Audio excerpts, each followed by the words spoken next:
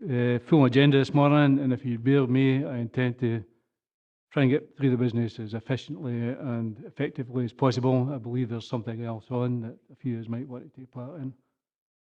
So, can we have the Sederunt apologies, please? Thank you, Leader. Morning, members. 13 members present. I have 2 apologies from Councillor Diggle and Councillor McGregor, and also, Councillor Tuckfield. 3 apologies, Leader. Thank you.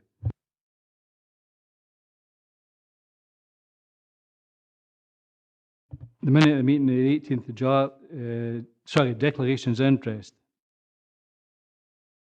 Jim? Thanks, Leader.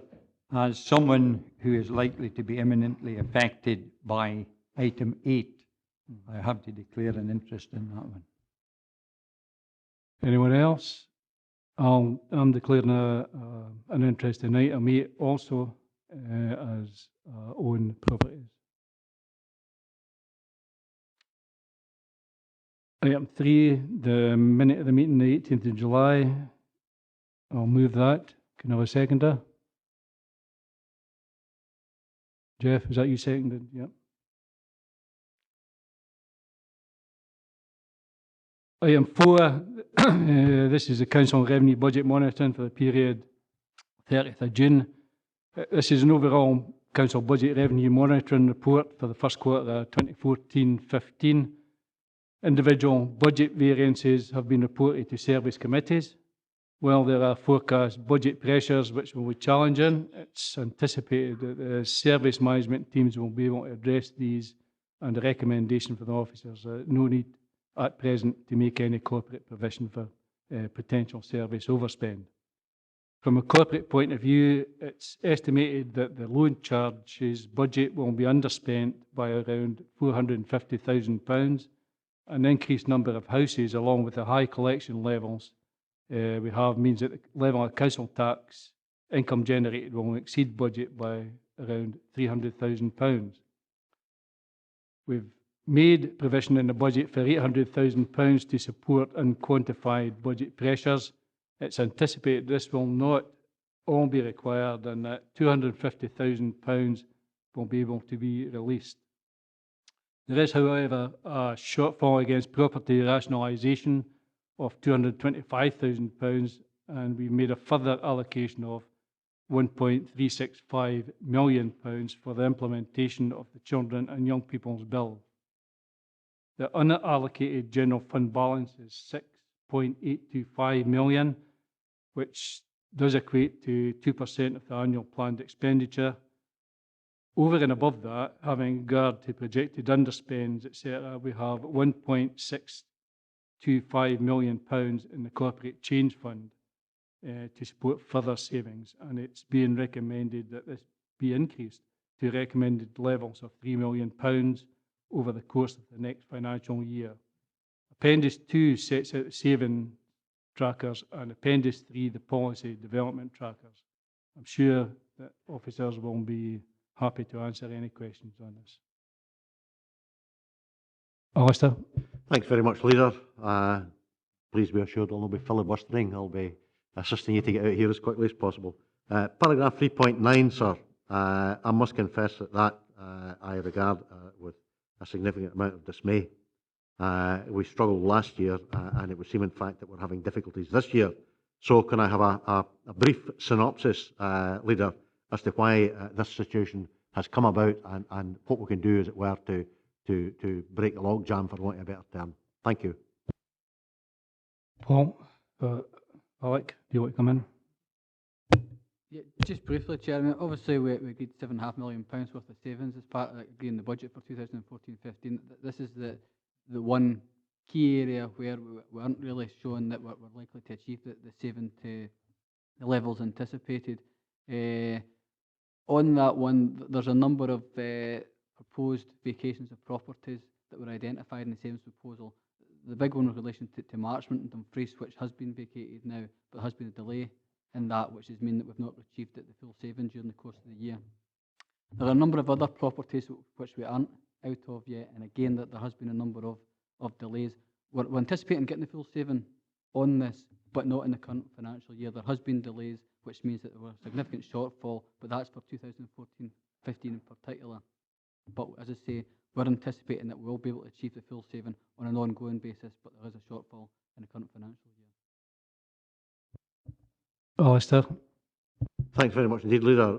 But my thrust of my question would be, in other words, was the original projection much too optimistic, sir, or are there difficulties? I mean, I'm not asking at the end of the day for detailed chapter and verse in relation to individual projects, but it is a matter, as I say, of dismay that we appear, in fact, to be faltering so badly in relation to this.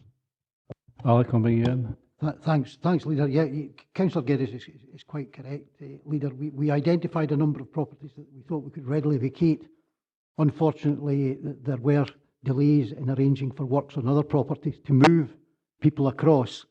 We are working on ensuring that we're using fewer but better buildings, and I think there was an over-ambition on the part of certain officers, including myself, that we could move people much more quickly than we were able to do. We are now on track to move people. Members will see across Dumfries and Galloway there are a number of buildings where work is currently being carried out in terms of office accommodation. We've done a full review of our office estate, and there will be a report coming to this committee about a review of the office estate, particularly in Dumfries, where we have proposals coming forward. This means that we're going to actually do a more structured and planned proposal for using fewer and better buildings come next financial year. We do accept that there were delays this year. I'm bound to say that some of them were not only down to building works, but they were down to difficulties in getting people to actually accept that they were moving. That has now been resolved, I can assure members, but we do accept that there was a delay there. We are catching up, and as I say, there's a much more structured approach being taken by Louise Matheson and her team for future years. Alistair. Grateful to you, Leader, for your indulgence. So can we have the assurance then, sir, that there will be adequate monitoring and reporting to members of the progress of that, Leader? That's the first point. The second point, let me say for the record, sir, that I have always been a supporter of the principle of fewer but better. Colin. Obviously, the report outlines a number of delays for the current financial year, but are we confident that the full amount for all the savings will be realised in the following financial year? In other words, we won't have to revisit any of the savings option. It's simply delays for this financial year. That's certainly the assurance I've been given, sir, and I'm happy to give that to members. Willie. Yeah, Chair, it's on, well, just finishing that 3.9, Chair, and we are still waiting on a report to come to Policy and Resources on the savings with regard to dilapidation and whether indeed we have achieved the savings on previous moves from premises to premises, and perhaps we'll get an indication when we're going to get that actual report. Just on 3.10, Chair, and recognising again, almost £500,000 of an overspend in social work.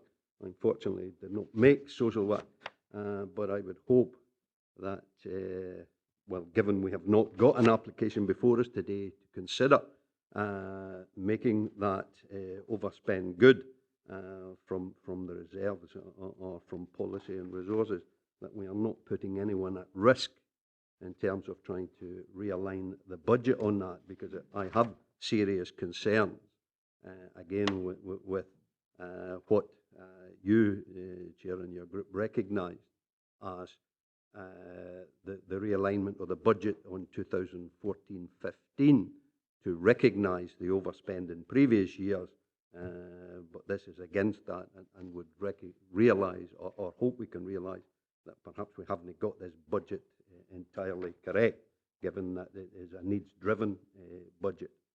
And again, on what you referred to as the Children and Young People's Bill, I have been pursuing that we resuscitate the cross-party lobby group on this one, and in particular reference to kinship carers. I would hope that we can get the approval of the Policy and Resources Committee to take back to Social Work Committee, that it's something we should be pursuing in terms of the Children and Young People's Bill, and indeed the shortfall that falls within kinship carers that we have never had made good from any successive Scottish governments. Louise, the first one. Thanks, Chair. Just in relation to the report that Councillor Scobie is referring to on dilapidations, that report will come to the November meeting of Policy and Resources Committee. I'm in the middle of working on it at the moment. Just on the issues in relation to the Children's and Young People's Bill and also the social work budget. In terms of the reference at paragraph 310, that has no direct impact on the pressure on the social work budget. What that's saying there is that there's additional money being made available to the council, which is fully funding the additional requirements on the council this year to meet the requirements of the Children's and Young People's Bill. So that's fully funded. There's no direct impact on the bottom line for social work in that respect. It's also important to recognise that the figure in the report in relation to social work is not an overspend. It's an early identification of pressures on the budget, pressures that the management team are fully aware of and working closely at the minute in terms of managing those pressures and identifying measures to ensure that we return a balanced budget in the current financial year. I'm confident in terms of the detailed work we're doing with the management team at the minute that will be achieved, but we'll obviously continue to report that in detail to the Social Work Committee and to this committee as the financial year progresses. Sean? Just while Louise is there, Alec touched on one of the reasons why we've not hit the target with regards to assets is because of the move to moves in different buildings. That's only one aspect of it though as well. There is also a number of properties that have been on the open market for a substantial amount of time, and I just wondered when we're getting the report in November, if you could come back, and I don't know if we're looking at different ways of trying to market these. I can think of Tuanan and Cornerstones and Stapleton Road Depot that have been on the open market for quite a while. And, you know, actually having a building that's empty for so long, it's also had additional problems at Stapleton Road with regards to pigeons getting in there, etc. as well. So I'd like to kind of, the report to actually have an overview of all the properties that either are affected by moves within the council and also ones that are on the open market that we've had difficulty in actually disposing of. Alec? Happy to provide that information, Chairman. I do take the point that there are buildings that we've had on the market for a long time. The issue is that the savings that we identified include or exclude a small amount of money to maintain the buildings in a reasonable condition. The main savings are in revenue costs, heating, lighting, etc. Jeff? Thanks, Leader. In 3.8, mentions made about the commercial waste collection service. I know there's a good deal of confusion amongst businesses in there, well, certainly in Dumfries, as to when and whether we are going to make moves towards segregated commercial waste. Do you have any further information about when this is going to happen? I'm sorry, sir, I need to come back to Councillor Lever on that one. I know for a fact that it's been introduced in Wigtonshire, and the idea was that there would be a pilot in Wigtonshire and it would come forward, roll across Dumfries and Galloway. I don't have the detailed information on that at the moment. Okay, can we go to the recommendations? Can we note 2.1, 2.2?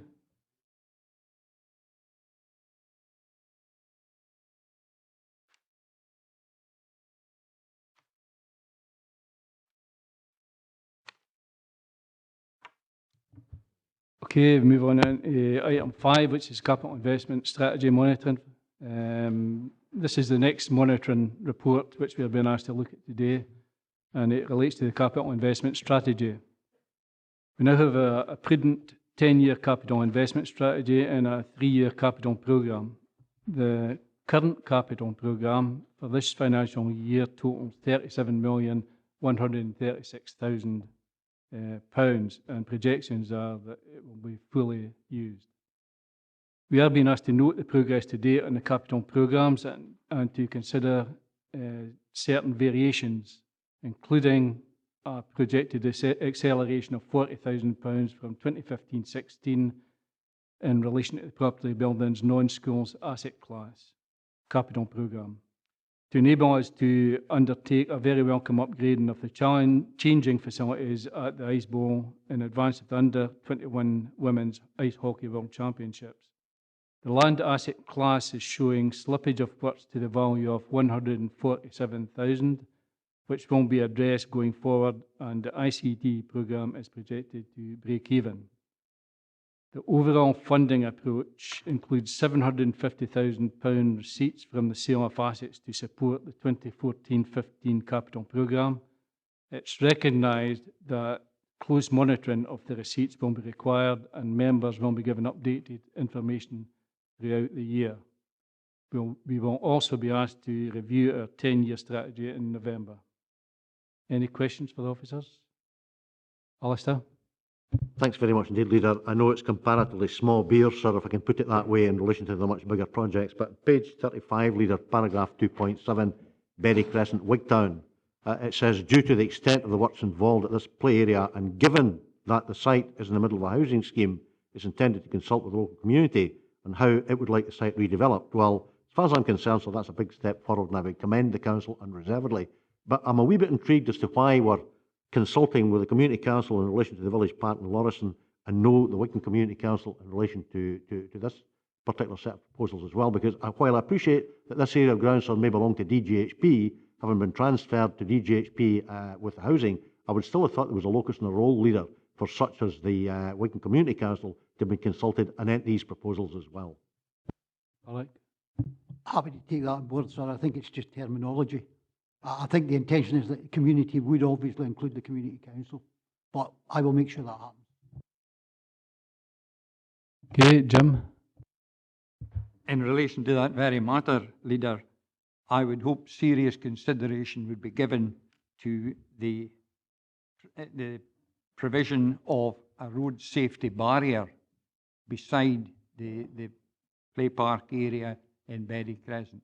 It sits on a steep slope, and there have been several cases in frosty weather of vehicles coming down the hill, unable to turn round the sharp corner and going straight across the play area.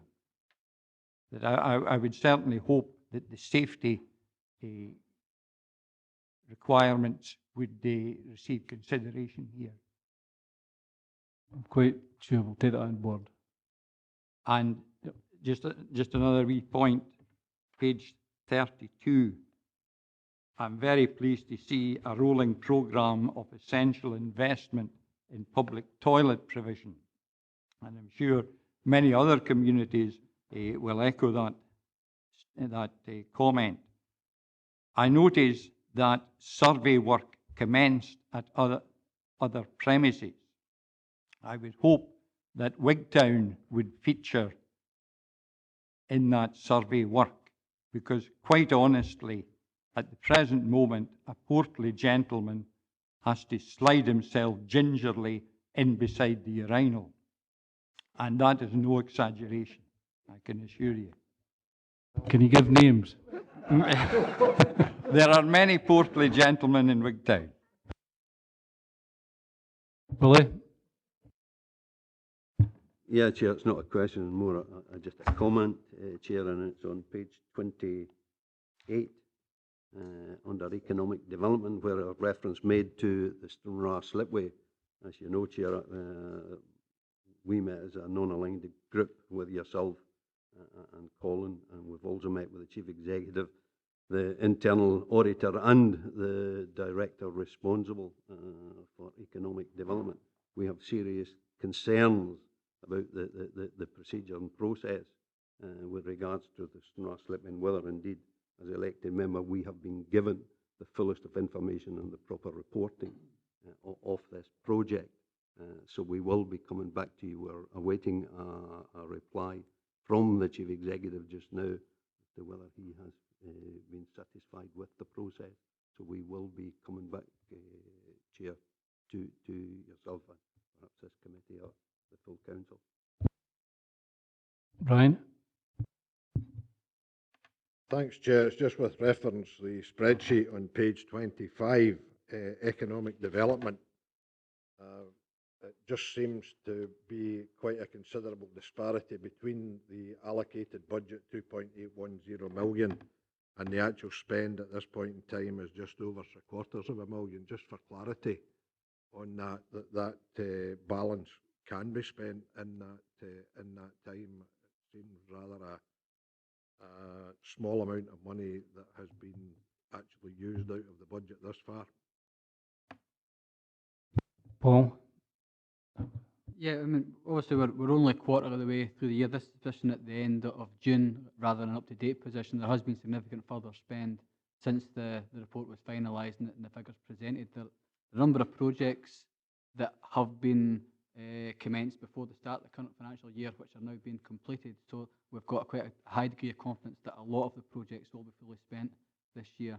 There are a few projects in economic development asset class which are referred to on page 28, which are commencing towards the end of the current calendar year, like the Gretna Green and Springfield Public Realm and Gretna Central Avenue Public Realm works, which are later on in the year, which we'll have to monitor very closely to ensure they spend. But at this stage, we're confident that they'll be able to spend up in line with the agreed allocation.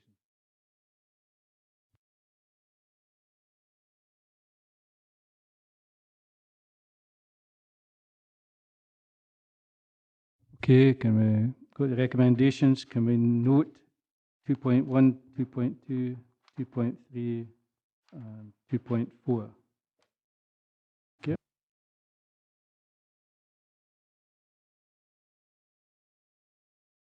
We move on to item 6, which is the Resource and Adult Services Review, Social Work Services Support Fund Request. Report by the Chief Social Work Officer. And can I just take this opportunity to welcome Lillian, who's taken on the task of social work. I think we all wish her well in her task. It's not an easy task, but she's well up to the job. Colleagues will recall that in June 2013, this committee agreed to create a social work support fund of up to £1 million as a funding source to support measures required to return social work budget to a sustainable position. This was not an open-ended commitment and was subject to a number of criteria, including that the funding must be non-recurring. Social Work Services recently agreed to seek funding of £100,000 of the support fund to employ 2 project managers to work on care at home reablement and older people residential services. The intention is that these reviews will develop options which will protect our elderly and vulnerable residents, while at the same time contain our future costs at a level that is affordable. This is clearly in line with the Council's strategic priority on caring for older and vulnerable people. The Social Work Committee have looked closely at the proposals and we are being asked to provide appropriate short-term funding. I'll open up the debate to members. Jane? I've no difficulty at all. I'm on social work, and you're right. We did look at this quite carefully, but it's really, leader, to be assured that within the spec for these positions, we get a legacy from them, so that it is absolutely clear that what work is done there rolls forward. It's not simply a piece of work to save money, and it kind of lies. It's got to be absolutely meshed in. Absolutely. Do we come into Lillian? Thank you, Leader.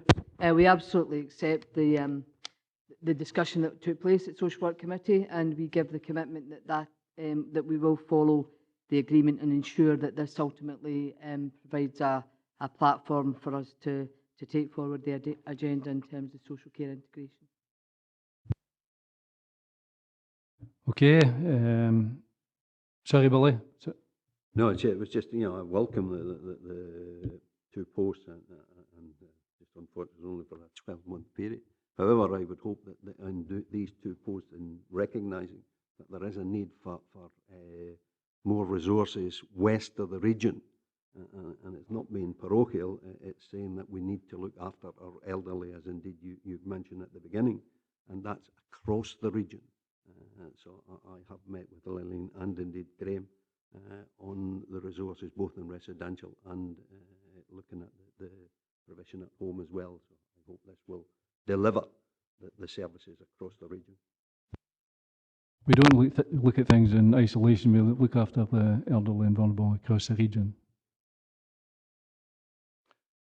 Can we go to the recommendations? That's to agree the 2 project managers be employed for and using the £100,000. Can we agree?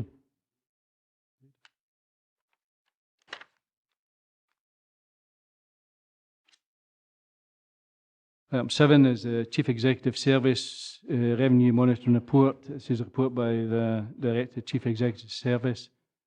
This report provides members with an overview of the financial performance of the Chief Executive Service for the quarter up to 30th of June 2014. While there are minor overspends and underspends projected across the services, the budget is projected to break even and to achieve its savings target over the course of the year. Can we just note this report? Alistair? No problems ultimately noting it, sir, but can I question the terms of paragraph 3.5 in the meantime, Leader? We're talking about a £36,000 under recovery of income due to loss of DGHP income. I would welcome, just exactly what's meant by that, sir, firstly, and secondly, we'll look to realign the budget as part of the legal services restructure. When will the nature and the extent of that proposed legal services restructuring become apparent to elected members? Thank you, sir. Paul? Thanks, Leader. The under recovery of income relates to the fact that we previously undertook on an agency basis work on behalf of DGHP in relation to court cases for rent arrears and other issues. We no longer provide that service for DGHP. Obviously, it was an income that was coming in the past, is no longer coming in. We're taking steps to review the situation because we no longer require to employ someone to do that. However, what we are doing is we're doing more work on behalf of the council in relation to sequestrations and other areas of work for non-rental income, but other forms of income such as council tax, etc. So we are reviewing that, and that will be balanced out over the period of the year. The restructuring will be coming forward to members. There are various proposals which will be coming forward as part of the budget process on the restructuring, and also the Chief Executive's major review of services across the council. So that will all happen at the same time. At the moment, we're doing certain minor amounts of work in relation to employing solicitors. I view that as just an operational arrangement, sir, which will address the shortfall as a result of the loss of that income. Alistair first. Yeah, thanks very much, Leader. Can I say briefly that I'm grateful for the response, and more particularly, sir, for the reassurance that the proposals will be brought at the appropriate time to elected members. Thank you. Jane? I'm sorry to labour the point, but I picked up the same thing and but hadn't taken it forward. And the answer that you've given us indicates that arguably somebody will be required to do more work in you're saying sequestration types of activity. I might have misunderstood it, but I would have assumed that would have appeared as a budget pressure if that was required. It is not a budget pressure. It's an under recovery of income. It's income that we depended upon or was used to pay for solicitor's salary. We got the money directly from DGHP. It was based on the amount of work we did for DGHP.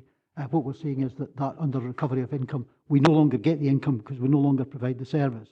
We are looking at areas of providing other services and are in fact going to save the council money by doing a number of sequestrations which were done by private agents in the past in-house. So we are working closely with the council sheriff officers, or more closely with the council sheriff officers, to provide these services in-house. It will not ultimately be a budget pressure. We don't see it that way. Jim? Yeah, thanks, Leader. It's 3.3. While I'm glad to hear that the service will be actively managing the budget with a view to capturing the vacancy savings, can I have a bit more clarification on the reason why 65,000 was non-achieved from a vacancy assumption, and why there was a 64,000 overspend in staffing? That will be built up over a number of different issues, sir. I can give Councillor McClung absolute detail. I wouldn't like to try and give him detail off the top of my head just now because it will be built up in a number of budget lines. Suffice it to say, the vacancy assumption is imposed on the service by the council, part of your budget process. If you don't have people leaving or people retiring, You can't make you can't produce the vacancy without making them compulsorily redundant, which is not part of this council's agenda. So that's a one answer, but I will come back to Councillor McClung with detailed budget lines covering these issues, unless Paul can do it off the top of his head. Not so much on that, but Alec, but just on the vacancy assumption, but it's not unusual at this stage of the financial year to have a slight pressure in relation to that. As Alex says, it's part of the budget process across the council. All services have a 1% vacancy target, and they eat into that during the course of the financial year. So at this stage of the year, you've always got a degree of a shortfall.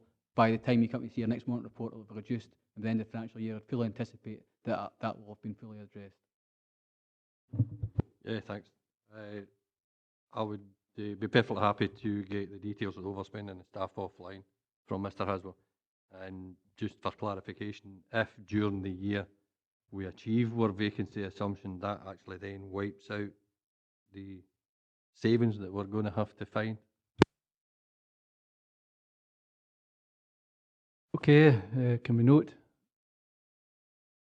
Yeah, okay. Moving on to item 8, I'll be vacating the chair and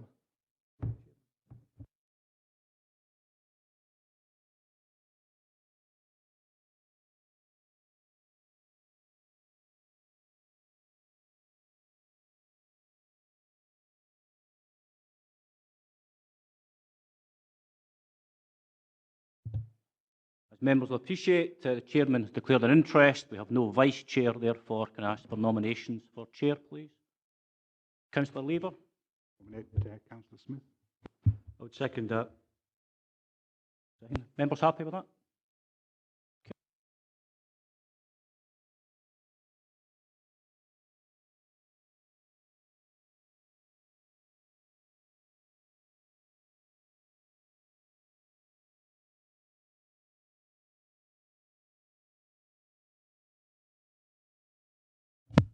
Okay, folks, this is item number 8, which is an update report on the implementation of the long-term empty property legislation, which the council obviously agreed to adopt in December 2013. I think there's been quite a lot of comment about how the policy is going to work in practical terms, but obviously officers within the department have undertaken a considerable amount of research into the empty properties in Dumfries and Galloway, and the intention is very much that the policy is not going to penalise people who are actually having difficulty selling or leasing properties, but it's very much about targeting those who have empty properties but no intention of letting them or selling them on.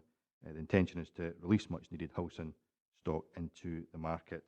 As I said, there's been quite a lot of coverage on this in the recent past, and obviously members of the Community and Customer Services Committee asked for a full report to come forward. I'm also aware that Councillor Scobie and Foster have requested the matter be debated by the full council with a view to withdrawing the criteria altogether. I'm now going to open it up to members for any questions. Alistair? Thanks very much indeed, sir. Let me say at the outset, I was one of those that supported the implementation of this policy, and I'm still basically of that view. I think it's helpful, of course, that we have flagged up anomalies and that we're addressing these. I think that's not only helpful, it's commendable, Chair. A couple of questions, if I may, sir. Paragraph 3.18, the last sentence, it talks about to take account in particular of Dumfries and Galloway's rural nature and the closed nature of our housing market. Chair, I would like some clarification on that, because I would not accept that definition in the ward that I represent. And I say I've obviously struck a chord with Mr Haswell. That's the first question, sir. And the second question would be paragraph 3.20. The last sentence, it says, in summary, the policy is not without risk in terms of policy application, pressure on services and projected income. On that basis, Chair, should we as a council not in fact have done an impact or a risk assessment? I mean, I know that at paragraph 5 of the report, reference is made to the equality impact assessment carried out by the Scottish Government, but there is nothing in the report in the light of these comments, Chair, which indicates that we carried out would propose, in fact, to carry out a risk assessment as well. Thank you. John? Yeah, thanks, Chair. Certainly take those 2 points. In terms of the first question, the closed nature of Dumfries and Galloway's housing market, that's a kind of technical way of saying that there's, in terms of properties being bought and sold, they're primarily from households within the region. We did a lot of work going back to the housing need and demand assessment that informed the local housing strategy. And one of the key things was that characterises Dumfries and Galloway is that kind of closed nature compared to maybe other parts of Scotland. So it was a reference to that particular issue, and it was about the origins of people who tend to buy properties within Dumfries and Galloway, being from within Dumfries and Galloway, which is distinct from other areas. And that was what was evidenced through the HMDA. So we've got some research to back that up. In terms of the second question about the impact assessment, we did look at that and we took advice. And obviously, the situation is that when the Scottish Government were passing the regulations, they carried out their impact assessment at that national level, and it was considered sufficient for the purposes of this policy implementation. So there has been no local impact assessment on the basis that the Scottish Government undertook that work as part of their legislative processes. Thanks. Alistair. Thanks, Chair. I'm grateful to John for both his responses. I would have to say with the greatest of deference that I don't necessarily accept the rationale of his reply in relation to the first question, but we'll leave it at that and perhaps agree to differ. Thank you, Chair. Okay, Jane. Thank you very much indeed. Page 59, can I just ask a question here about in unoccupied properties, the occupation is prohibited by law, exemption, and the timescale is unlimited while the criteria are met. I mean, can I just ask about why this would then ever mean that a derelict cottage would ever be redone? I'm sort of curious about this, or would this have caught the venerable buildings? How does this actually work? Because presumably you could simply have it legally unoccupiable and leave it like that. Can I? So maybe I missed something. This refers to where a closing order is in place. So as long as a closing order is on a property, then it would remain exempt from council tax. So as long as that's in place, we wouldn't look at it. It would need to be, but when there is criteria around closing orders that would need to be met, that an owner would need to fulfil, and as long as they're doing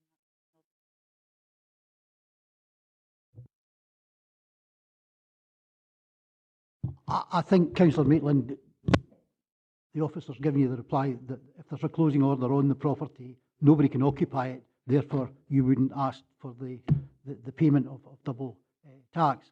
I think from memory there are requirements in terms of a closing order which requires the owner to look towards bringing it back to an acceptable standard. That requires to go through a court. I can give you a treatise on the law in relation to closing orders. Again, no off the top of my head, I'm afraid, because it's a long time since I actually was involved in making closing orders on houses. But I know there are criteria applied. It's a legal process. And once the closing order's in place, as Lorna has said, it cannot be occupied at law until such time it is brought up to the tolerable standard. And there are legal processes to go through that. Okay, Willie. Thanks, Colin. Again, reference has been made to it in 3.20, and as it says in the paragraph, as can be seen, this is an issue highlighting what the implementation of these regulations is complex and presents significant challenges. Chair, standing that we have, as the non-aligned group, motion on the table, and that would, I hope, be discussed at the next full council. I would hope we can defer this item of business until such times as that notice of motion is considered, and would so move.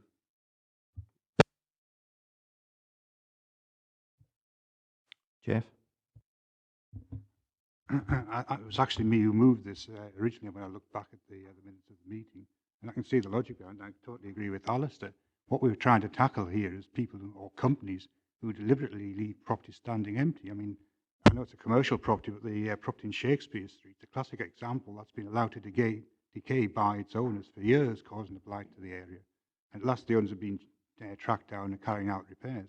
So this isn't targeted at individuals, really. It's targeted at businesses, some of whom have a portfolio of property, and some of them probably have never seen some of these properties, which are causing such a blight and reducing the availability of properties to let. So I think the exemptions which have been proposed here will tackle the problems which have been identified with people who can't sell their properties, etc., individuals who can't sell their properties in the short term.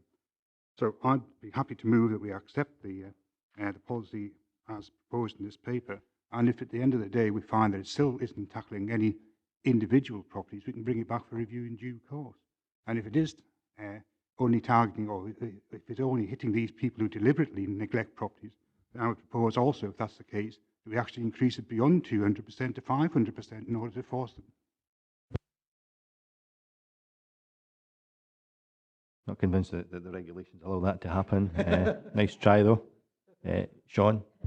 Yeah, just like to second that proposal by Councillor Lever. I think when you look at it and you look at other local authorities that have actually implemented this, they've not went to the length that Dumfries and Galloway have went with regards to the exceptional circumstances. And if you look through all those bullet points, I think it captures hopefully 99% of people you know, that have got exceptional circumstances. And also in 3.14, there's also an addition above that actually look at any other extraordinary circumstances. So I'm happy to second on that basis. Brian? Thanks, Chair. I'm happy to support this paper. I welcome it.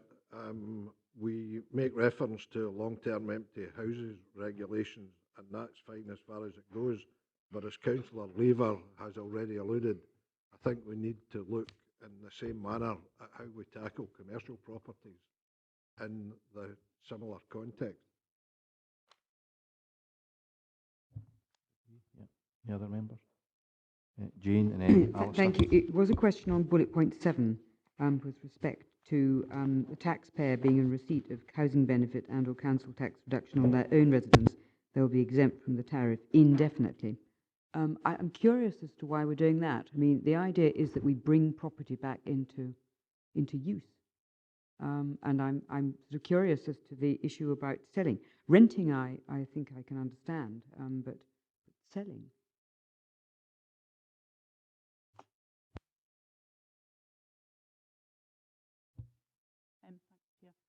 The idea behind it was we had some cases coming up where someone owned a property, but they were obviously in a limited income themselves. The property does need work on it, but they are not in a financial position to actually do anything with it.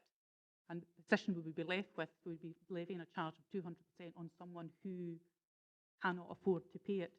So you're potentially looking at a write-off eventually in these circumstances where someone's on a passported benefit. In effect, they have no financial capacity. Thanks. I'll just add to that. That's also where the link to the strategic housing service comes in, and we've got a dedicated empty homes officer. We're looking to make that a permanent post, and it's those kind of cases that they would particularly assist with, where there's not particularly a charge applied, but there's obviously a set of circumstances where an individual might need more help and assistance, and through the council scheme of assistance, the housing subcommittee agreed additional grant provision for some people in those circumstances. So it's about providing the additional support required for some people, even if they're not captured by the additional 200%, we still need to tackle the issue of the property being empty. So the assistance provided by strategic housing is not limited to those owners who are subject to the LTE charge. We'll assist any owner who's looking to repair, upgrade, sell on, or let their property. So that's where that link comes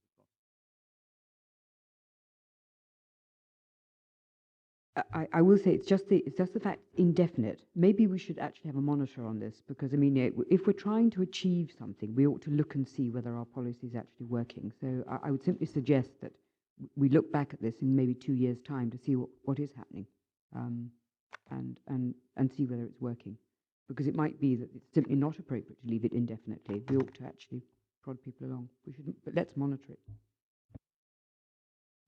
Alistair?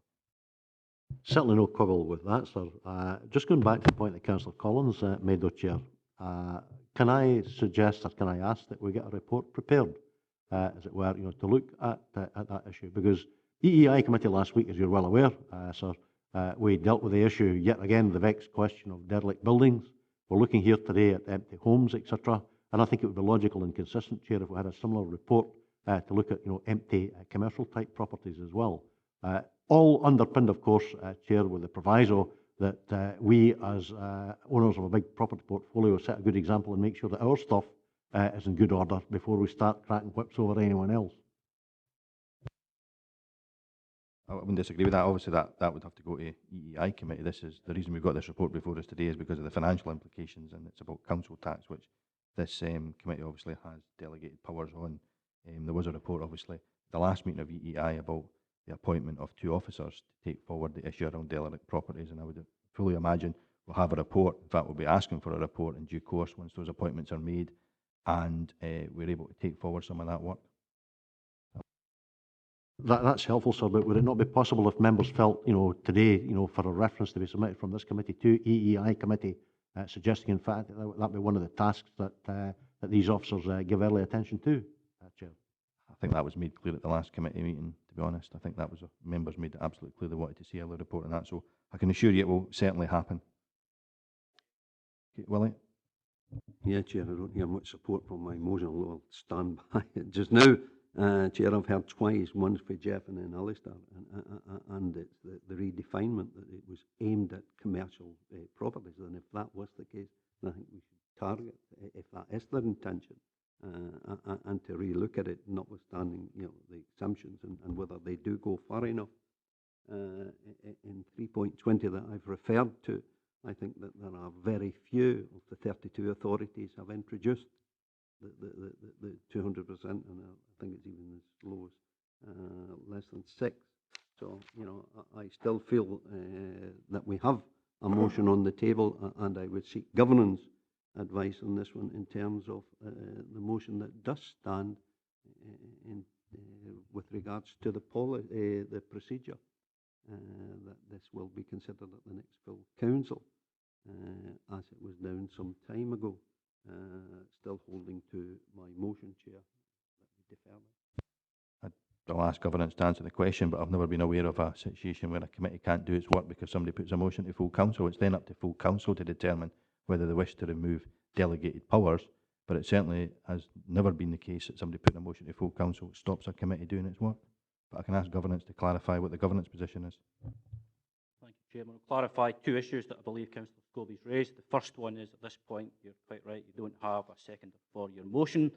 Can assure members of the committee that the notice of motion that has been submitted will be the subject of a report to full council on the 25th of September, and a report will be prepared, and that will incorporate the latest position following members' consideration of the item today.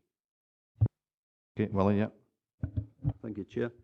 Could I say that the motion was in before this was even being considered, or at least it was our understanding the motion was in before it was considered, so it's not about stopping any committee from doing its work, as you seem to infer. The motion was there, and it was the leader of the council that did not take it at the last for good and valid reasons, and referred it to the next full council. And that was the motion that was on the table then, not to stop business going on as committees are entitled to do. Okay, asking this committee to defer a discussion is actually stopping the committee doing its job. Any other members got any other questions, Ronnie? Yeah, just to concur with most of the people, some of the issues raised with me when this was, some letters I've had in that, the exemptions cover some of the issues that's been raised with me about inheriting the house that's maybe not marketable at the moment. So I'm quite comfortable with what's in here because the exemptions would alleviate some of the issues that's been raised with me, so I'm quite happy with it.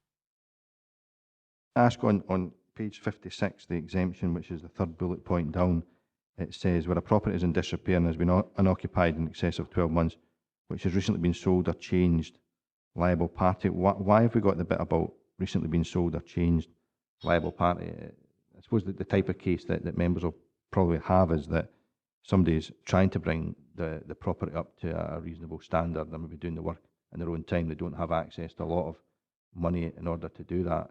Why does it have to be that it's recently changed hands and not if they're actually, I mean, we're saying that if somebody's genuinely trying to sell a property beyond the 12-month period, then they get an extension. But if somebody's genuinely trying to bring a property up to standard, why are we not looking at an exemption around that?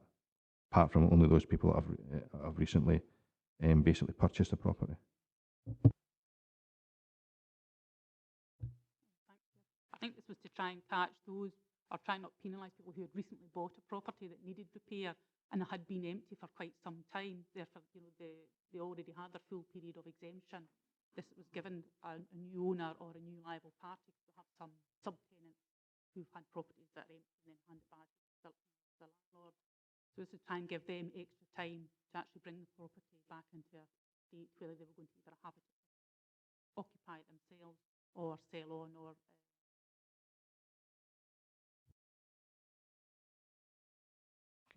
Tom? Thanks, Chairman. I think to go back to the point Willie made that with this report coming to this committee, I think we go right to the start of the report on page 53. It does point out that a member raised this matter at the CCS committee on the 19th of August, and therefore it's felt appropriate that it's not the remit of the CCS committee, the remit of this committee, and the officer quite properly brought a report to this committee. Can't recall who raised the matter about empty properties at the CCS committee, but I'm sure it'll be somewhere in the recording. Okay, do we have any other members? I think it'd be fair to say that what members are absolutely given a very clear steer on is happy with the exemptions that are here, but also in relation to the other exemptions, which is at the discretion of officers, that we're looking for a very sympathetic view around some of those exemptions, because the steer is very clearly we want to be targeting those people who have no intention of bringing properties onto the market to be available either for sale or for rent. We're not aiming to target somebody who's genuinely either trying to sell the property or is renovating a property with a view to move it into it in a reasonable period of time. So we're looking at a clear steer that we're not aiming to penalise people on that type of criteria. Would that be the case? Okay, and I also get the impression from members that would like to see this monitored on a regular basis, and presumably we can get information around what other exemptions are being granted. Obviously we can't get personal details of individual, but the types of cases that other exemptions are being given for, I think that would be helpful, so we can get a take on what types of cases are coming forward basically, and effectively the types of cases that are being hit by the 200% council tax. That would be helpful to have that information as well, because we're very clear that this is not about penalising people, this is about trying to bring property back onto a market at a time where there are a large number of people waiting to get housed in this region. Okay, we've obviously got a motion from Councillor Scobie. It doesn't have a seconder, unless anybody wishes to second it. No. Okay, so the amendment was from Jeff, seconded by Ronnie, to go with the recommendations. Are members happy to go with the recommendations? Chair, could Subject to the addendum, sir, of monitoring. Okay. Chair, could I get my dissent to be recorded? Yeah. Okay, no problem at all. Okay, folks.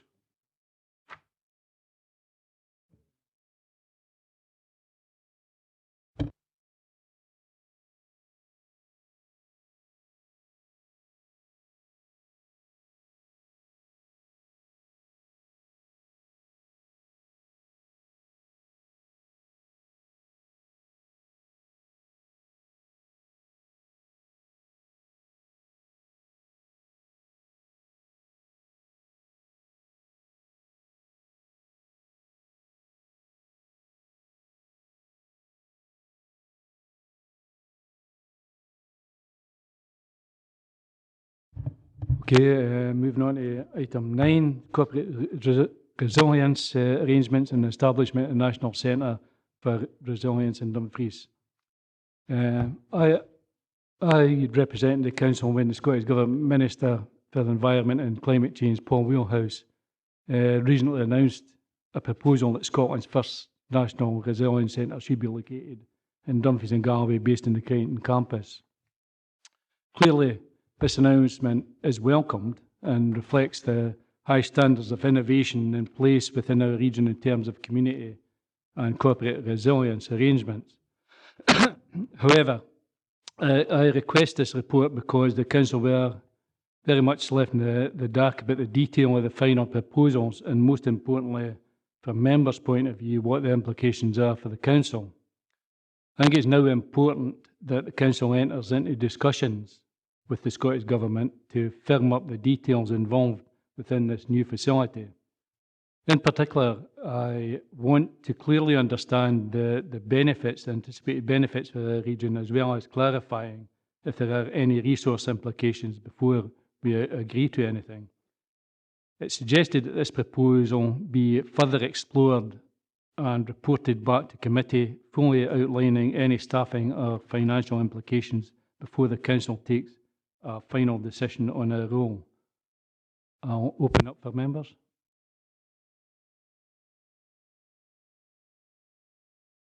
And we agree the recommendation. Can we note? Oh, sorry, Brian.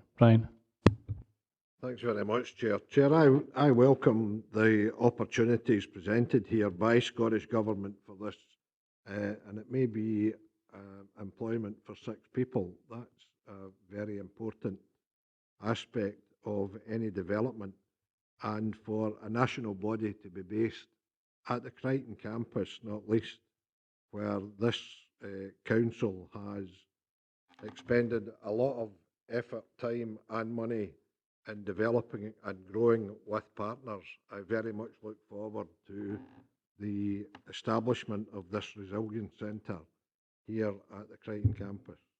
Thank you. Absolutely. Colin? I think what's important is that as members we're absolutely fully aware what the implications are for the council in terms of both resources and, for that matter, the running of our own resilience operation in Dumfries and Galloway. What wasn't clear from the announcement is what the impact would be on the council, and clearly members would want to know before endorsing any potential financial cost to the council just exactly what those costs would be and what the implications would be for our current operations at the moment.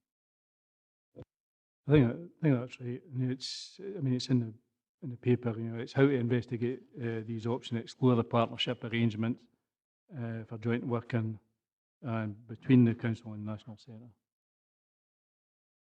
Yep. Thanks. Can we agree the recommendations? Thank you.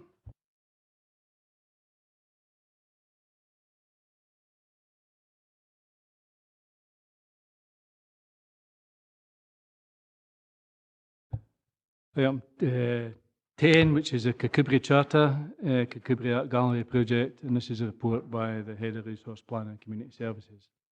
The current administration of our council has always been supportive of the principles behind the Kirkcudbright Charter. The Charter addresses the future of some very important legacy buildings in Kirkcudbright and is very much community driven. In 2013, we originally agreed to support an allocation of up to £615,000, including ring-fence capital receipts for the Art Gallery, and a Stage 1 lottery fund application was submitted. That application was successful, and the Heritage Lottery Fund gave initial support for a £934,900 bid with an initial development grant of £34,000. Further discussions have taken place with the HLF, who have indicated that in order for Stage 2 bid to be successful, the council will require to meet additional costs amounting to £270,000. While the Heritage Lottery Fund grant will secure the operation of the building for 3 years, there will be an ongoing revenue cost to the council of £27,000 per annum. It's accepted that this additional funding is being asked for on an isolated basis when the council will shortly consider its capital investment strategy and capital programme for the next 3 years. And I have to say that does concern me.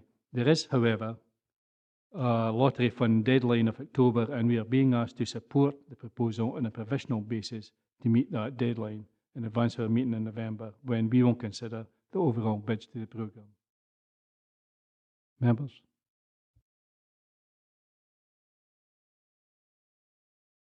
Jane? Thank you, Leader. I absolutely echo your remarks about this being part of a whole town solution with respect to the Charter.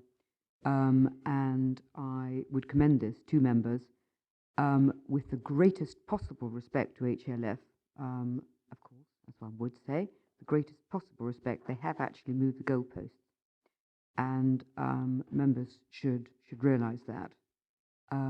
I think that I accept what you say, Leader, about the timetabling.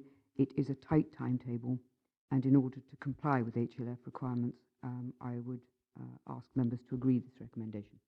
Thank you. Alistair? Thanks, Chair. I'm interested in your comment. I think that, you know, the issue is not without challenges. Let me make it abundantly clear, sir, that as far as I'm concerned, it's imperative that this project proceeds. I think it's essential that we develop Kirkcudbright as the art gallery in Kirkcudbright and make Kirkcudbright, for want of a better term, Scotland's artistic town or art town, call it what you will. I would have to be honest and say that there's not entirely consistency here. You know, bearing in mind a recent decision of this committee in relation to another project, which wasn't a totally peripheral project, it linked into Biosphere and Dark Skies designation, but provided we can get that sorted out, that's not on the agenda today, sir, and I appreciate that. Provided we can get that sorted out, you know, with assistance from CCS committee or wherever, that matter, as far as I'm concerned, is adequately resolved. But today, it's essential that we do, in fact, take this forward, notwithstanding the legitimate concerns that the Section 95 officer has expressed. I may also say, Chair, as a trustee of another organisation with my colleague Jim McComb, I would certainly echo Councillor Maitland's sentiments. I maybe wouldn't be quite so respectful, but dealing with the HLF is certainly not without its challenges, and please be assured of that. But on that basis, as I say, I would tend to the view that, well, not tend to the view, I would support fully, you know, the proposal, in fact, that we push on with it. Jeff? Just for clarity, in 3.7 it says the total additional cost is 270,000. We're working to secure additional external funding towards additional costs of circa 305,000. Where's the additional 35,000? Richard? Chair, we're currently working with a range of external partners to try and secure those additional funding towards that. There's various applications being developed at the moment. The funding that's been prescribed, if you like, through those means allows us to claim up to potentially 305. We're obviously trying to draw down as much possible external funding as we can, and that's purely our desires at this stage. Jim? Yeah, thanks, Leader. I would echo Councillor Garris's views on the importance of this project. There is only one question in the whole thing for me. We are being asked for an extra 270,000. Don't really have a problem with that at the minute. However, where is that going to come from? If we don't get the money from outside sources, which budget is the 270,000 going to be coming out of? Richard?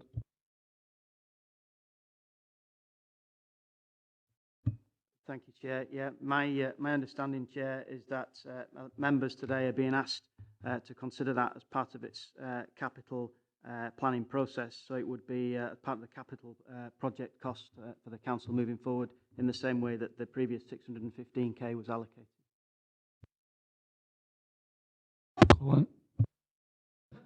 I think the challenge is that, and the difficulty is, of course, that we've got this report out of kilter with the capital investment strategy. Obviously, we get a report in November on the capital investment strategy, and any decisions we made will have to be incorporated within that particular report. I think it's unfortunate. We've tried to avoid this in the past. We want to see all the capital projects come together in a single report so members can get a grasp of the projects right across the region.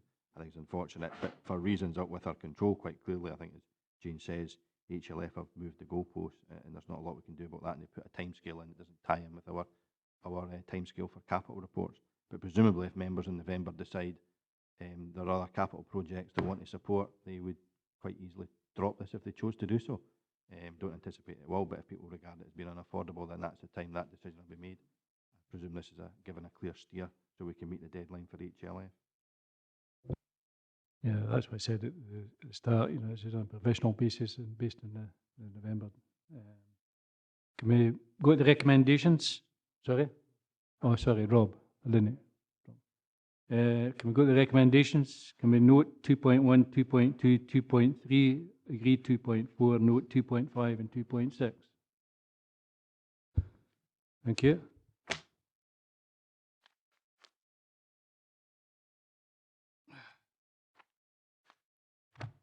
Go to item 11, which is the Service Review Training and Development Service, report by Head of Organisational Development and Human Resources. Members previously agreed the scope for a service review of training and development services across the Council and detailed planned outcomes of the review process. The review has now been undertaken and officers have set out in paragraph 8 and Appendix 1 various options for service delivery. They're then fine-tuned 2 preferred options and these are set out in Appendix 2. We are being asked to determine which option should move forward and to receive a detailed implementation plan to a future meeting.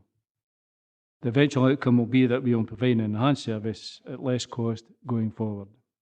Do we have a preferred option, or would either Paul or would Dan like to propose one or recommend one?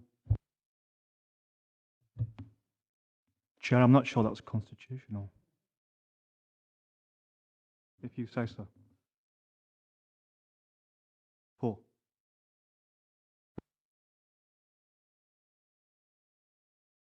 I'm not having any constitutional debates, I can assure you. I think option 4 certainly would be my preferred option. I think it's the one that makes complete sense. I think a whole host of areas around the council. I think bringing budgets together as a way forward, I have to say, instead of having them isolated within individual departments. So I would certainly support option 4. But just on that, I suppose the one thing about the training budget is that there are some training within departments that effectively is mandatory because of the type of job, and there's some that is obviously, you know, supportive to that individual's role, but maybe not necessarily mandatory. Presumably when it comes to the allocation of a central budget, we're absolutely clear and we're very sympathetic to ensuring that those that are mandatory are obviously fully covered by that central budget. Chair? Yes. Okay, right. Alistair? Thanks very much, Leader. Am I correct? Am I not correct in saying, sir, that this whole process kicked off, via the Scrutiny and Performance Committee on the basis it was actually the head of DG first who raised the issue about the fragmentation, and lack of overall cohesiveness of this particular area of activity.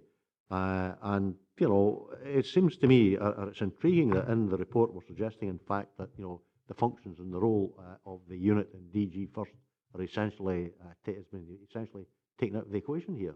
If I'm reading the report correctly, now is that not an opportunity lost? Because when we started off down this route, Leader, it was certainly the clear understanding, in fact, that this would spread all the way across the whole of the council. And yet it seems to me that here we are, we're leaving a section, sort of out with the overall rationalisation, Leader, for want of a better term.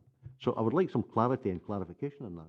I do, for the record, appreciate and understand and support Councillor Smith's comments, but as I say, I'd like clarification and clarity on that, Leader. Thank you. Dan? The points that you're referring to, Chair, are at 6.2. I was advised by officers higher up in the structure than myself that that decision had been taken, and hence the report was amended. I have no insight or further information, unfortunately, I can bring to bear to illuminate what's behind that, other than it is stated in the report that whatever the outcome of that other review, that the systems, procedures and processes that will apply equally to that function. Alistair? Thanks very much indeed, Leader. To say that I'm disconcerted with that response is something of an understatement, because at the end of the day, the way I'm interpreting that, and I hope fervently that I'm wrong, is in fact that this decision to exclude that has been taken by officials, and at the end of the day, this is not in fact been brought before elected members to take the decision. I sincerely hope, Leader, for obvious reasons, that that's not the case, and that my understanding is less than perfect. But I think it's imperative, having raised it, Leader, that we now run this issue to earth. if that's not a politically incorrect statement. Alec? Thanks, Leader. I think the situation is that while the review was ongoing, we have identified the fact that the Garrick Training Unit is actually a trading arm as opposed to an in-house service delivery arm. They are providing training for people out with the council's employ and are doing so on an entrepreneurial basis, for want of a better term. It was felt that rather than have a bigger unit trying to do that process, that it would be better if the Garrick continued to do its entrepreneurial work through the trading arm of the council, and that the council going forward would provide its own in-house services. I do take the point that Councillor Geddes is making. Perhaps it should have been that this was put down as an option for members rather than presented the way it's been presented. I can assure members, however, that it was presented on that basis as a consequence of the outcome of the review. Alistair? I'm grateful to you, Leader. I'm sorry, I say with the greatest of respect to Mr. Haswell, I simply don't buy into that at all, sir. At the end of the day, there's no reason why, part of the rationalisation of this service, there's no reason why we could not, in fact, have kept an entrepreneurial, as it were, arm, for want of a better term, as part of the rationalised process. And I really think at the end of the day, I'm quite clear about this, that, that decision was a matter, for elected members to determine. And I am singularly unimpressed, Leader, that in an issue of such importance, elected members, have had a decision which they were legitimately entitled to make taken away from them. That's not acceptable in my view, Leader. Yeah, it's thanks for raising them concerns, and you can out a bit. I think on that basis, would members want to withdraw the report and come back for further information? Jim? Yeah, thanks, Leader. I'd be perfectly happy for the report to be withdrawn, but there is one other thing is regarding process. 4.4, training and development services was subject to a service review process in 2008. I would like to know how that process was carried out. Were elected members involved, and did elected members actually take the decision about what the recommendations were? And if that is the case, that elected members did take the decision about what the recommendation is, I would like clarification on how CMT deferred actions to a later date, which was not then subsequently determined, if it was elected members that actually decided what the recommendations were and what was to actually happen. I'm happy to take that away as well, sir. My recollection is that this was an officer review. It did not come to elected members. They did not make any decision on it. Although I'm not going to argue with the member about it, we've agreed, Leader, through you, that we will withdraw this report and come back to members at the next meeting. Can I just come back? Can I just come back in? I don't want an argument. I don't actually know if elected members were involved. However, if they weren't involved and it was a service review, I would like to know why they weren't involved in a service review in the first place. I think we'll bring that back. We'll bring that back. Ronnie? If we're going to bring this back, I would like to see a bit more information about locations and our interaction with the Garrick, because we get all our training at the Garrick, and if it's a trading arm, then somebody's paying for that, if it's members. If we're going to be an in-house training, then the council should be part of that in-house training. So there's an issue there of where the location would be if we're going to leave the Garrick as a trading arm, and in-house, where that would be and how we would interact with that. Because we were charged a recharge. I know it stopped because it was coming on our expenses, but there's a few issues there that we need to get some clarity on that should be part of this report. So it's location and the bigger picture, Dan. Okay, it's withdrawn. Jim? Just a wee point, Leader. In paragraph 6 of option 5, is there a hint that option 4, as proposed, is only a halfway house? That the long-term structure would actually be option 5? I think we can bring that back in the report and more information on that. I mean, I'm quite in favour of the thing being taken away and looked at again. Okay, that report's withdrawn. Okay, if we move on to item 12, which is the Abbeyvale Amateur Football Club lease of land. New Abbey. This report is welcomed and will provide Abbeyvale with a home ground for the next 25 years. Tom? Thanks, Chairman. I've been trying for a wee while to get this lease, and I would hope now that the committee would agree to it. So I think there's a benefit for us as well, because the football pitch itself is not in the greatest of conditions, and I think that would be one of the matters that the football club would want to take care of themselves. They did build the pavilion. They got a small grant from Eastdale District Council in 1990, and because they had players and supporters who were tradesmen, they actually built the pavilion there. So I think this would be welcome. I think the community, the football club and this council would benefit. Okay, Alistair.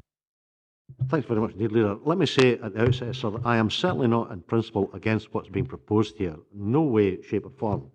I am concerned, however, that we get a report before us as elected members today. It makes reference to an existing lease, and nowhere is it mentioned in the report just exactly what the terms and conditions of that lease are. That's the first point I would make.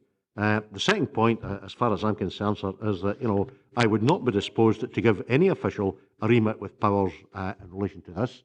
I think that there should in fact be a report back to elected members in the appropriate forum, and whether that's the appropriate area committee leader or not, I don't have any problems with, because it seems to me that the issue here, is not, it's likely to recur elsewhere in Dumfries and Galloway in the future, sir. And I think that the template that we arrive at as a consequence has got to be the correct template and able to be operated and, more importantly, scrutinised and appropriate decisions taken in the back of it.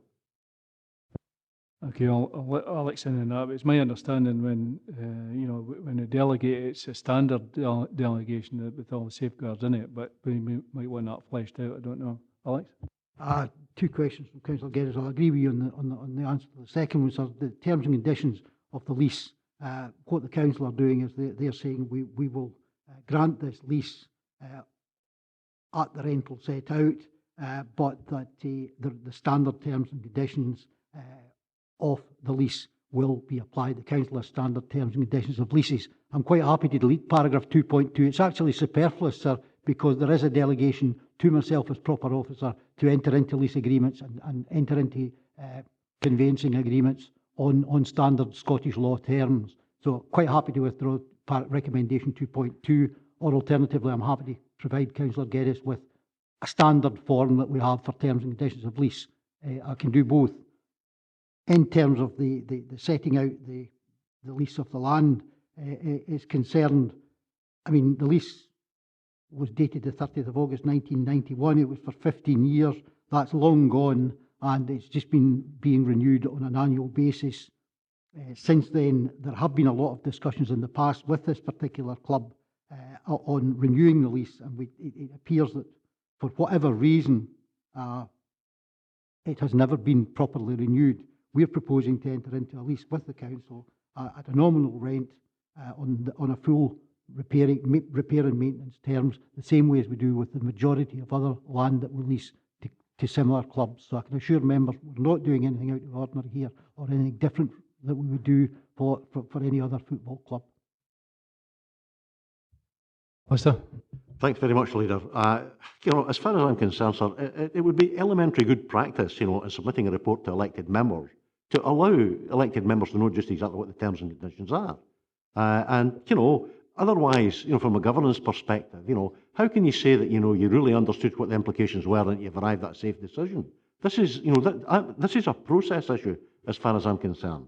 And I'm not, let me repeat, Leader, I'm not trying to be obdurate or difficult over this, but I think at the end of the day that we have a locus in our role as elected members, and I would like to think at the end, ultimately, that elected members will be in a position which would enable them, as it were, to approve what is ultimately arrived at. For instance, Leader, the core service here, unless I'm getting it wrong, would be leisure and sport. Now, nowhere are they mentioned in that report. What's their involvement in it? Instead we're handing away an area of core activity that one could argue was leisure and sports, as it were, to property services. And there are various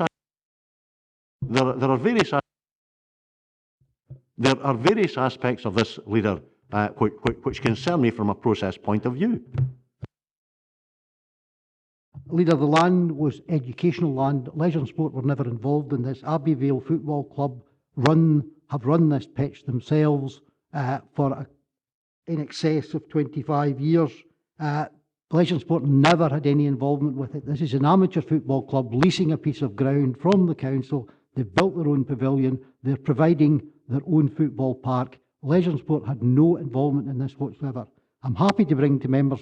I would prefer not to attach a 10-page lease to every report that I come up to members with, but what I will do is I'll provide members with a standard form of lease which members can then look at and agree the terms and conditions if that's accepted. In fact, I think that was done some time ago, sir. Alistair? I'm grateful to you, Leader, and to quote Councillor McClung earlier, I'm no interested in involved in an argument with anyone. What I'm looking for is clarification, and I'm not asking for a standard 10-page lease. What I am asking for, Leader, is elected members in appropriate circumstances to be given their proper locus and role. That's all. Thank you. Brian? Thanks, Leader. I echo a lot of the sentiments expressed by Councillor Geddes, and I don't understand the fact that Leisure and Sport have not been involved in this as part of the strategic provision of leisure and sport activities across the region.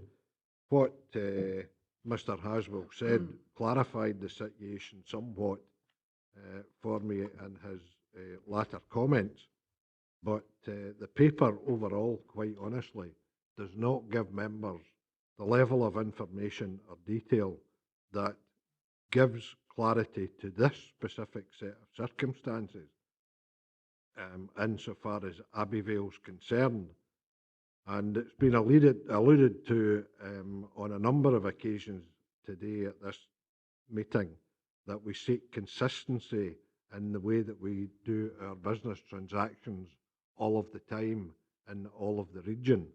And this would seem to differ from that. However, Mr Haswell has gone some way to clarify the Abbeyvale uniqueness, as it were, of these circumstances. This paper does not assist members in best understanding that. Tom? Yeah, I mean, I've no objections if people want to bring the terms of the lease back, but I would suggest that we got to move on with this. I was approached the tail end of last year about this. Committee had been trying for quite a while to get the original lease just for the building on a permanent basis again, plus they wanted to lease the pitch because that allows them to do certain things, enter certain cups that they can't do at the moment because they don't have a say over their pitch, plus that the pitch needs improvement. So I've no problem with bringing back the report, but I think this council has dragged its heels long enough on this particular issue. They've been waiting for a number of years now. I don't want to portion blame to certain officers, but as I say, it's thankfully come to a stage where the club want to move forward.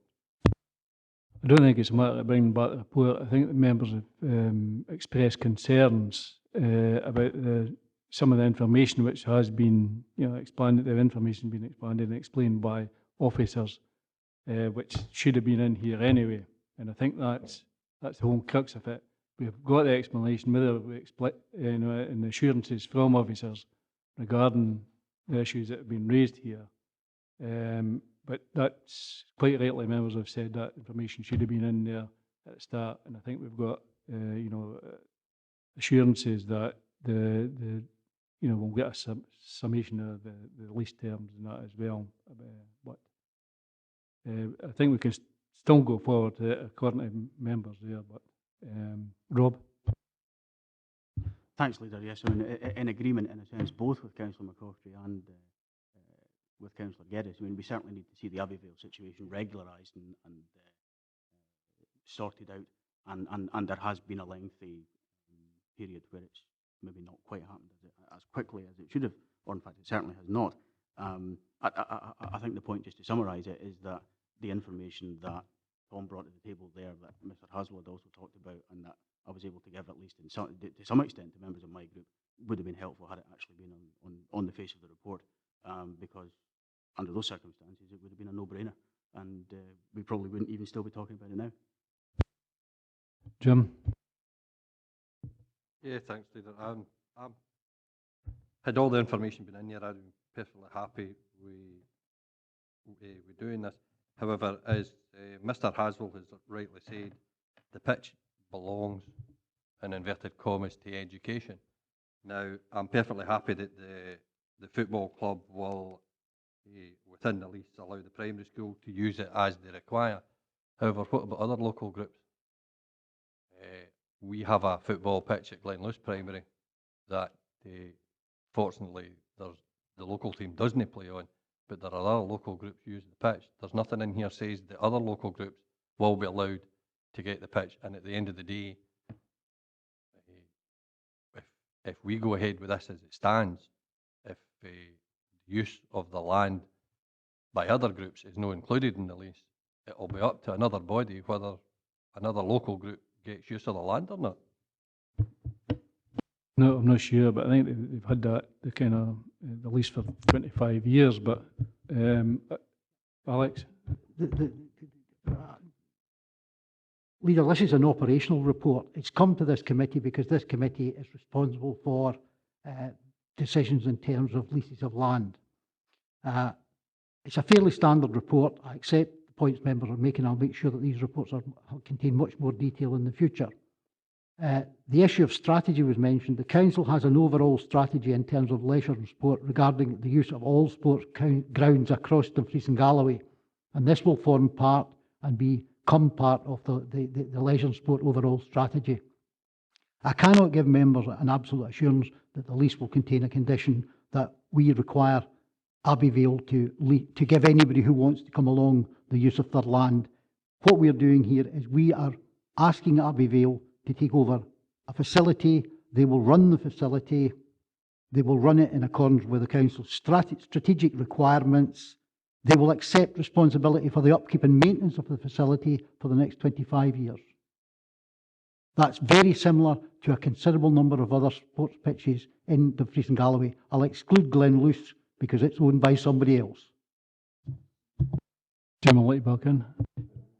Yeah, thanks. I'm happy, but I'm glad for Mr. Haswell's clarification, but just clarification of what's in the report. The land that the pavilion is built on has been leased under a contract and for another 10 years. We are now actually going to be leasing the football pitch, which hasn't, as far as the report's concerned, hasn't been leased to them in future. So they haven't, we're not actually being asked to renew something that has already been enforced for 25 years. It's only the area of land at the pavilion that they've had for 25 years, not the actual pitch. Willie? Thanks, Chair. I have a sympathy with what Tom's saying and trying to push on with Abbeyvale, and I think everybody else sitting around the room have as well. And really, it was just to highlight, and it does highlight the point being made by Alistair as to what is the member's role in many of these. And we heard from the previous report that members didn't feel they had their place. And indeed, this is the issue that we have raised with the Chief Executive on my comments to another one in the slipway in Stranraer in terms of reports coming forward. So, you know, to the point being made by Jim and, you know, in the community, and again, that's a lease I could refer to, a stair park where the community have a number of uses throughout the year that they can use the pitch on. I think it's between 6 and 10 times per year. So it can be built into a lease in terms of that. So there is no, maybe it requires a standard lease, or at least there's a reference to that in other types of leases. But I think the point's being made here, it's not that, as Alex Hassel referred you as, this is an operational issue. You know, it's for members and to be given members' role. And I think that point has been well made, and that's what we should be looking for, that the member is included in the discussions that are taking place. And the sympathy I have with Tom is that Stranraer FC have been looking to take over that pitch, but there is difficulty in terms of the public trust. But, you know, I would still want that to come back to members, not to be an officer position. Chairman, Councillor Scobie is absolutely right. We're asking members to agree to the principle of this. we're saying you employ officers, you've got standard conditions, you've got standard strategies that we will apply. You're being asked to agree the principle of it, and it'll be exactly the same in relation to Stair Park and indeed any other park.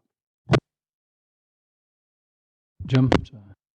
Yeah, I would assume that the service level agreement the clubs sign will be consistent with that signed by many other clubs in Dumfries and Galloway. Yes, sir. Can we move on to the recommendation of being asked to agree 2.1?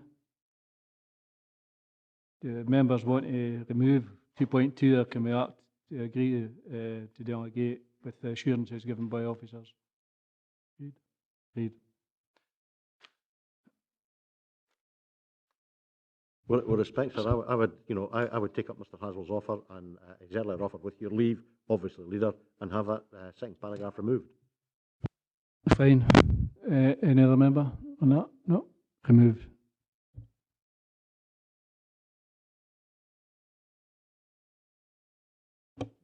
We can move on to item 13.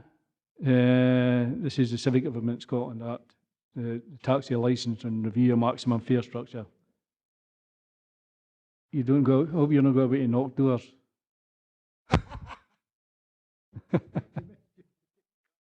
Okay. The council is required to fix a scale of maximum fares for the hire of taxis and other charges every 18 months. We've undertaken a detailed consultation with the trade, who have suggested there is no need to increase the maximum fare structure at present. The council will be undertaking a review of its taxi and hire car arrangements over the course of the next year, and I think we can agree to continue the maximum fare structure until that is completed. Members, any views, or are you happy to agree the recommendations? Just one observation, the price of oil is going down and they're predicting it will flow through to the petrol stations. So, to be cost saving there for everyone. Yeah. Right, if we can, we've agreed the recommendations. Item 14, which is a teacher representative on the Education Committee. We're asked to note that following the resignation of Timothy Birrell, due to ill health, nominations were sought for a secondary sector teacher representative in the Education Committee. Only one nomination was received, being that from Robert T. Fitchley Simpson of Maxwell. I'd like to see that in the nameplate.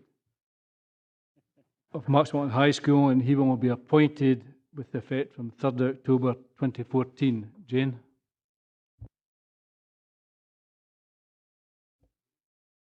Jane?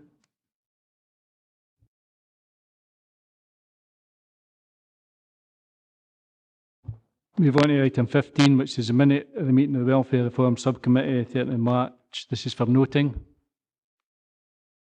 16, the minute of meeting of Welfare Reform Subcommittee, 15th of May. This is for noting. And of no further business. And good luck to members on Thursday. Well, some of you anyway.